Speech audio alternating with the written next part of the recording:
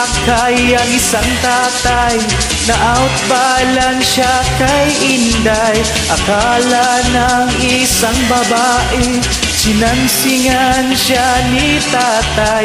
Lumipat siya ng upuan, pinagalitan si tatang.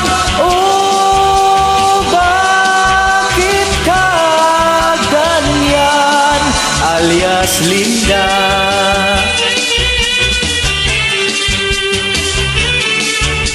Pagdating sa kanilang lugar, binugbog ngayon si tatang. Pinagtulungan ng mga tambay, walang magawa ngayon si tatay. Kawawa ang matanda, basag-basag ang kanyang mukha.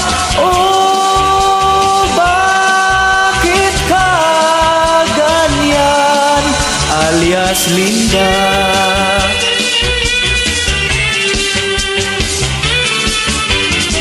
Sinumbong siya, tinulfo siya, nawala ang katapangan niya.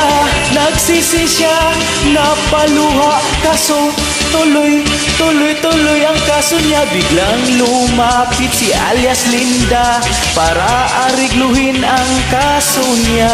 Ngunit si tatay ay nagpasya na ituloy ang kanyang demanda.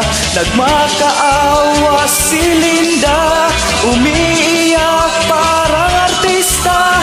Oh, kulong ka ngayon, alias Linda. Kulong ka, alias Linda.